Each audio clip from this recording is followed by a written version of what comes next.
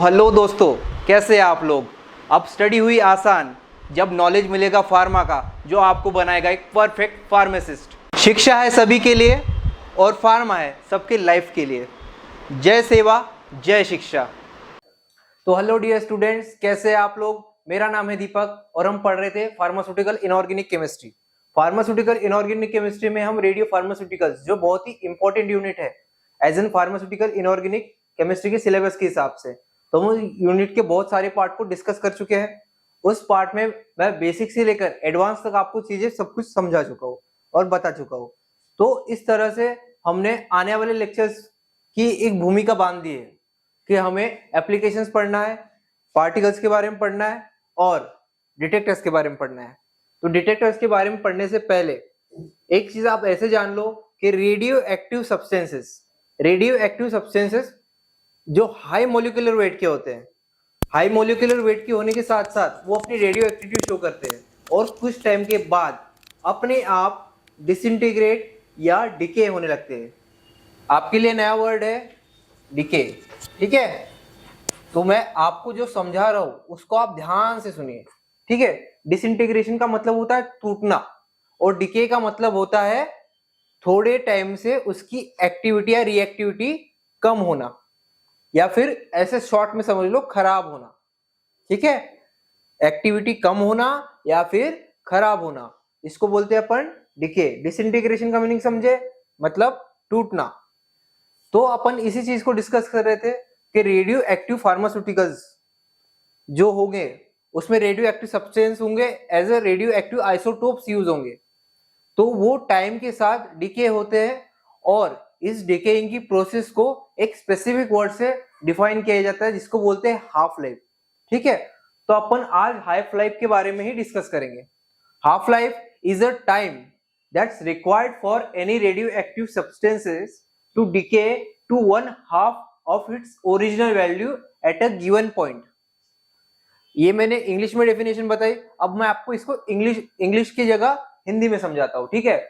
यह एक ऐसा समय है जो किसी भी रेडियो एक्टिव सब्सटेंस के डिके होने या फिर उसके एक्टिविटी को उसकी ओरिजिनल एक्टिविटी के आधा करने के टाइम के बराबर है। मतलब अगर एक स्पेसिफिक टाइम पीरियड अगर बीत गया तो उसकी रेडियो एक्टिविटी अगर 100 है तो उस पर्टिकुलर टाइम के बाद वो 50 हो जाएगी। उसको बोलते हैं हाफ लाइफ, ठीक है। तो हाफ लाइफ का आपको ये मैंने कॉन्सेप्ट बता दिया। इंग्लिश की डेफिनेशन यहाँ पे स्लाइड पे लिखी हुई है, इसका आप स्क्रीनशॉट ले सकते हो या वीडियो रोक के आप प्रॉपरली इसका नोट्स बना सकते हो, ठीक है। और मैंने आपको हिंदी में भी समझा दिया कि वह समय जो रेडियो एक्टिव सब्सटेंस को उसकी ओरिजिनल रेडियो एक्टिविटी के आधे टाइम के बराबर, मतलब उसकी रेडियो एक्टिविटी की क्या रहेगी, आधी रहेगी, उस टाइम को बोलेंगे उसका हाफ लाइफ। बस इतना ही समझाना था और इतना ही इस डेफिनेशन में टेक्निकल वर्ड में अपन ने लिख लिया है। अब इसका फॉर्मूला क्या होता है, टी। सबसे पहले तो इसको जान लो आप कि हाफ लाइफ को अपन डिनोट करते हैं टी हाफ से, ठीक है। इसको डिनोट करेंगे अपन टी हाफ से। सब हर चीज का एक डिनोट करने का सिंबल होता है या फिर एक प्रतीक चिन्ह होता है। उस सिंबल या प्रतीक चिन्ह को अपन हर जगह अलग अलग यूज करते हैं। टी हाफ ऐसे ना लिखते हुए इसको इसके सफिक्स में लिखना सही रहता है, ठीक है।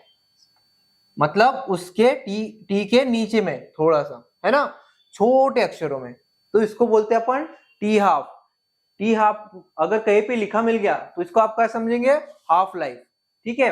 तो हाफ लाइफ का फॉर्मूला क्या होता है, हाफ लाइफ निकालने का फॉर्मूला है अपने पास T half is equal to 0.693 by lambda. अब लैम्बडा क्या है, lambda is a disintegration rate, ठीक है। डिसइंटीग्रेशन रेट का मीनिंग क्या समझे, डिसइंटीग्रेशन का मतलब मैंने समझाया था टूटना, ठीक है। तो मैंने टूटना उस सेंस में यूज करा है जब कोई हाई मोलिकुलर वेट वाला रेडियो एक्टिव सब्सटेंस हो। High molecular radio active substance कौन सा हुआ, जैसे प्लूटोनियम या फिर यूरेनियम, ठीक है। सबसे ज्यादा अपन यूज करते हैं यूरेनियम को। यूरेनियम के इनरिचमेंट का मीनिंग समझते हैं, उसको प्योर बनाना। किसी भी रेडियो एक्टिव सब्सटेंस को इनरिच करना या फिर उसको प्योर बनाने की एक प्रोसेस होती है। उस स्पेसिफिक प्रोसेस के ड्यूरेशन में उसके ऊपर डिफरेंट डिफरेंट एक्सपेरिमेंट किए जाते हैं और उसके बाद न्यूक्लियर रिएक्टर में उस पे बम्बार्डमेंट की जाती है न्यूक्लियर न्यूट्रॉन्स की। उसकी वजह से वो छोटे छोटे पार्टिकल्स में टूटने लगता है। पोलोनियम और ट्राइटियम ऐसे दो मॉलिक्यूल्स में अपना यूरेनियम टूटता है, उसको बोलते हैं अपन डिसइंटीग्रेशन। मतलब कुल मिला के आप समझो कि बड़े मॉलिक्यूल का छोटे मॉलिक्यूल में टूट जाना डिसइंटीग्रेशन कहलाता है। ठीक है, ये तो मैंने एग्जांपल बता दिया एज एन नॉलेज, बट आपको क्या ध्यान रखना है, डिसइंटीग्रेशन का मीनिंग बड़े मॉलिक्यूल से छोटे मॉलिक्यूल में टूट जाना, इसको बोलते हैं अपन डिसइंटीग्रेशन। ठीक है, डिसइंटीग्रेशन टाइम वो टाइम जिस ड्यूरेशन में कोई भी रेडियो एक्टिव सब्सटेंस अपने सब पार्टिकल्स में टूट जाता है। ठीक है, इसकी यूनिट क्या होगी, सेकेंड इनवर्स, मतलब 1/सेकेंड। अगर अपन सेकेंड को ऊपर लेके चले गए तो इसको क्या बोलेंगे, सेकेंड इनवर्स बोलेंगे, है ना। एक मैथ्स का रूल है कि अगर कोई भी संख्या बटे में हो और इसको अपन ऊपर ले जाए तो उसकी घात क्या लिखते हैं, -1 लिखते हैं। ये अपना रूल है, इसलिए मैंने इसको सेकेंड इनवर्स बोल दिया।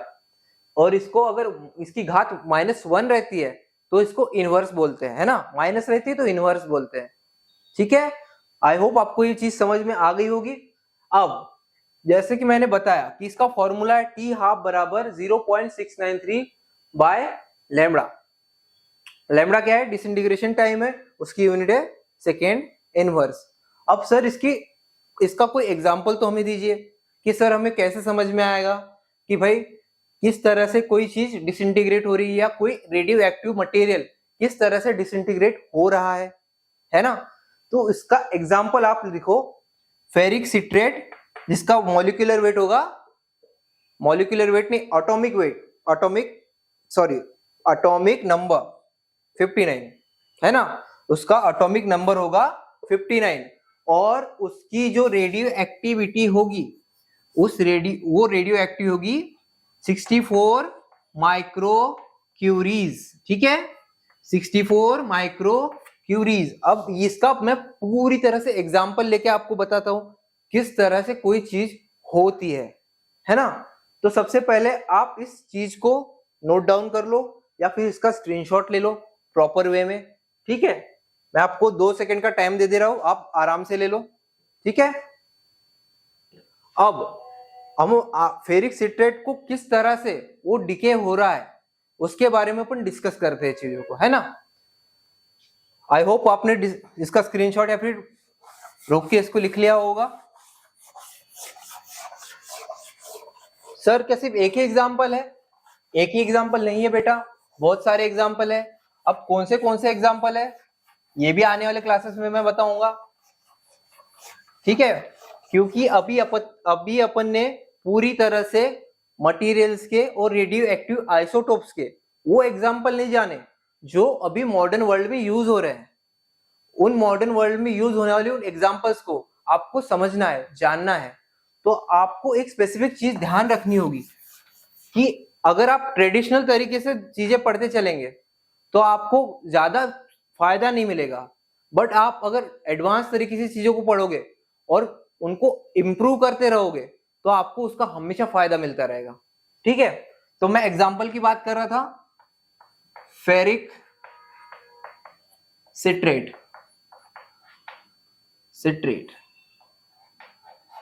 ठीक है, फेरिक सिट्रेट का ये मैंने लिख दिया एटॉमिक नंबर क्या होता है 59 और इसकी जो रेडियो एक्टिविटी होती है, इसकी रेडियो एक्टिविटी होती है 64 माइक्रो क्यूरीज। ठीक है, 64 माइक्रो क्यूरीज। अब एज ए स्टैंडर्ड अब आपको एक चीज पता होगी कि अगर कोई भी मटेरियल है, फार्मास्यूटिकल कोई भी मटेरियल है, तो उसके बारे में फार्माकोपेज में स्पेसिफिकली मेंशन रहता है कि अगर उसके बारे में पूरी जानकारी रहेगी फार्माकोपिया में तो फेरिक सिट्रेट की भी होगी। तो सर हम कैसे मान ले कि इसकी हाफ लाइफ कितनी है, इसकी हाफ लाइफ पहले से डिटरमाइन की हुई है ठीक है, अब कैसे पता करें? फार्माकोपिया को स्टैंडर्ड मान के उसमें से देख लो, है ना। तो जब आप इसका टेस्ट लगाते हो, तुमने फ्रेशली सिंथेसाइज किया फेरिक सिट्रेट को, तब उसकी रेडियोएक्टिविटी कितनी थी? 64 माइक्रोक्यूरीज।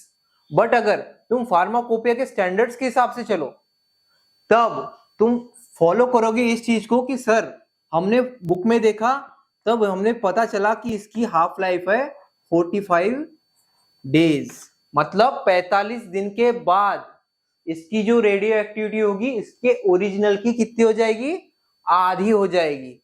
अब समझ के चलो, तुमने एक पर्टिकुलर डेट पे इसको सिंथेसाइज करा, फिर 45 डेज के लिए इसको क्या कर दिया?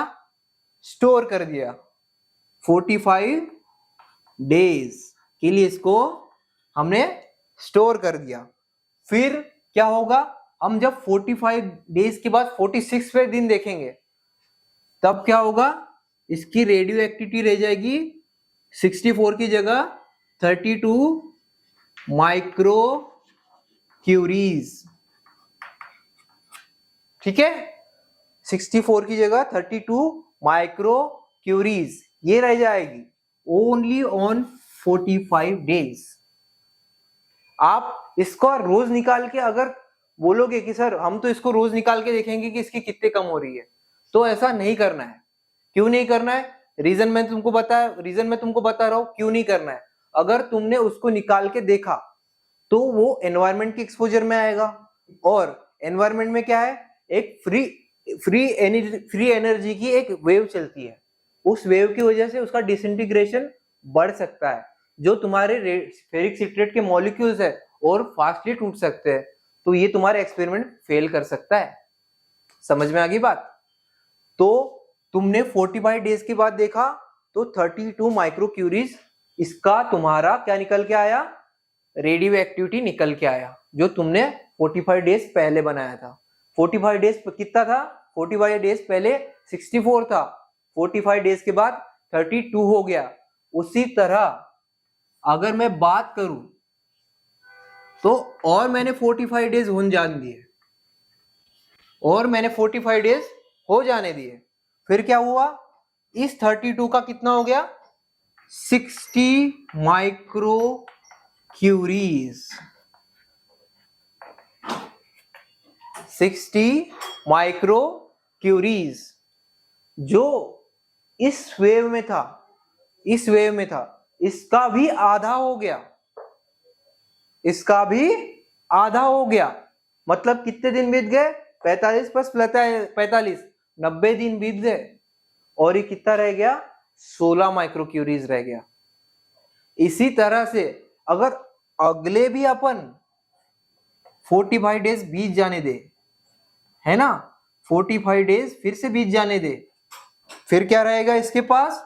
Only 8 micro curies. क्या बच गया? Only 8 micro curies. अगर फिर से 45 डेज होने देंगे तो कितना बच जाएगा? 4 माइक्रो क्यूरीज। और फिर 45 हो जाने दो, कितना बचेगा? 2 माइक्रो क्यूरीज। तो इसी को बोलते हैं half life. It is a time defined as a radio active substance decay its radio activity to its 1/2 at a given point. ठीक है, ये पूरी तरह से बना लो, और इसी को अगर आप पेपर में बना दोगे तो आराम से आपको पूरे में से पूरे नंबर मिलेंगे, क्योंकि ये स्टैंडर्ड एक्सपेरिमेंट है। समझ में आ गई बात? तो इसी तरह अपना एक और कॉन्सेप्ट खत्म हो गया हाफ लाइफ का। ठीक है, तो आज की क्लास में बस इतना ही।